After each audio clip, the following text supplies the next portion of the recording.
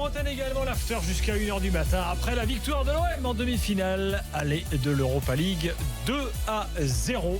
Tout à l'heure, on fera l'évaluation. Tout à l'heure, on aura tout sur l'autre demi-finale entre Arsenal et l'Atlético Madrid, bien sûr, plus toute l'actu du jour. Avant 1h du matin, on parlera de Zlatan. Il y a eu une actu aujourd'hui. En dehors de l'OM, il y a une actu aujourd'hui. Il y a une actu aujourd'hui. Zlatan ne va pas au mondial. T'es au courant? Ouais, bon, ça va très bien qu'il irait pas. Poyet veut virer 10 joueurs à Bordeaux. Vous êtes au courant?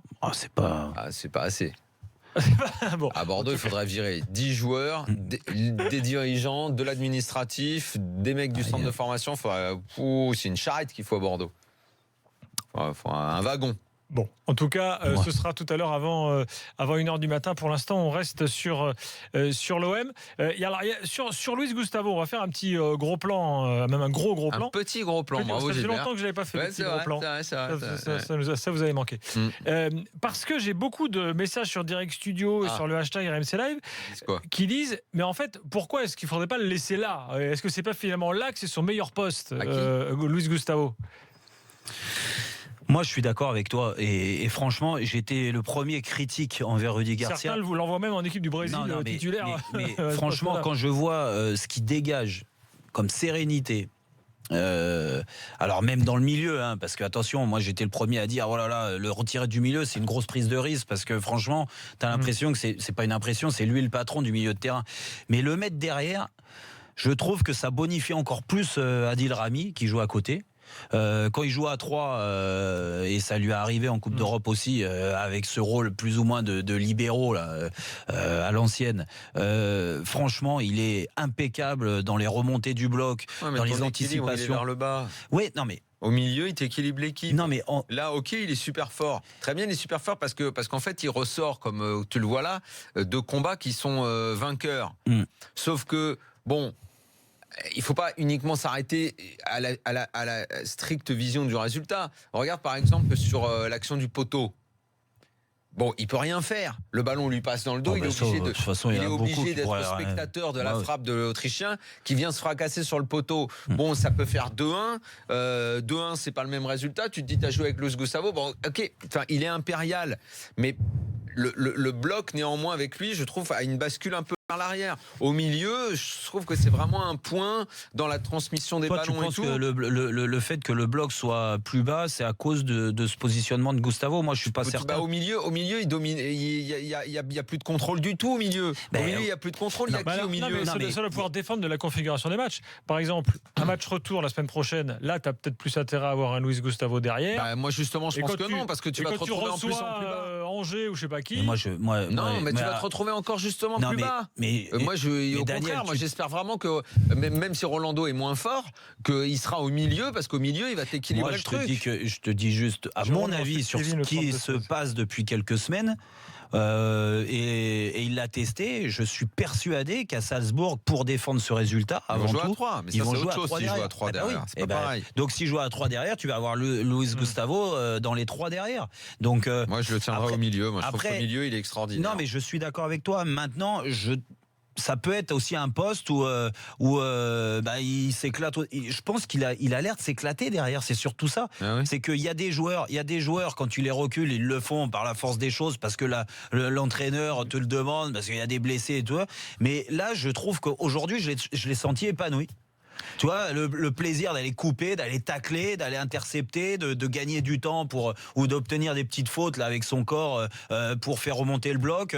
Dans les relances, ça c'est un truc de Brésilien, obtenir des fautes avec son corps. Mais pourquoi tu dis ça toi? Neymar. Obtenir des fautes. Ouais, il n'y a pas que Neymar. Regarde Marcelo hier, c'est la même chose. Voilà. C'est pour ça qu'il a dit brésilien. Il y en a d'autres ou pas? Kevin, moi, par exemple. Salut Kevin. Ouais, toi, c'est avec tes fesses.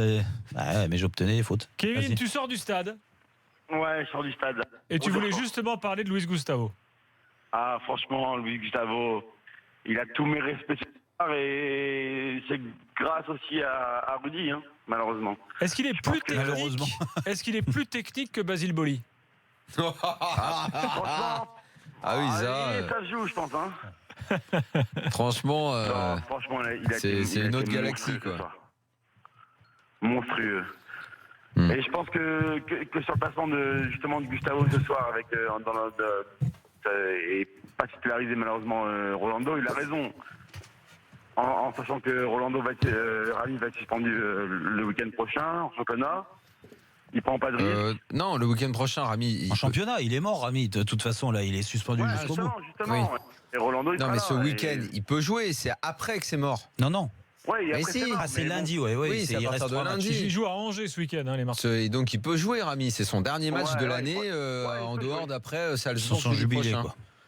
Et, la après, finale et est la pas finale à Lyon. Franchement, Clinton, les gars, Clinton, la team, Clinton, il n'y a rien à dire, non? Il fait pas un bon match en championnat, il met pas un pied devant l'autre, Ouais, il rentre. c'est- C'est un vrai coaching, non? C'est pas mal. Bah ouais, c'est le coaching d'un entraîneur qui est en pleine réussite. Voilà, ça arrive. Hein. Ouais, je pense Ah, que bah, ça, l'OM, moi, là, tu franchement, vois, perso, je ils suis sur sont le banc, tous, jamais je le fais rentrer. Eh ben ouais. Non, mais c'est vrai Et que là, c'est il rentre. étonnant. Sinon, Kevin, dis-nous un mot de l'ambiance, là. Comment Franchement, c'était l'ambiance, j'étais à Leipzig. Mhm. Et j'ai vu T'étais à Leipzig pour le match aller ou au Vélodrome? Ouais, au Vélodrome contre Leipzig. D'accord. Et j'ai vu une ambiance exceptionnelle au match retour. Et vu que c'est un match aller, je pense que c'était une très bonne ambiance, mais je pense que le match qu'il fallait voir. Ouais, c'était pas la folie Leipzig furieuse retour, de quoi. Leipzig, quoi, ce soir. Bah, malheureusement, je pense que c'est l'équipe aussi qui a voulu ça, quoi, parce qu'on a été bon, mais sans être exceptionnel aussi, quoi. Bon, et puis évidemment, c'est pas un match de qualif, puisque c'est un match aller. Kevin, merci en tout cas et bonne soirée. Dans quelques instants, Mohamed Bouafsi, messieurs, dames, il nous rejoint. Pour nous donner son analyse du match. On l'accueille parce qu'on est sympa. Parce qu'au final, il n'y a pas vraiment de plus-value. Non, on l'accueille pas. Non, ouais, parce qu'il nous. Parce que c'est un homme heureux. Ouais, heureux parce qu'il a fait le tour, chaque but de la rédac, le truc on le voyait courir, il s'arrête pas.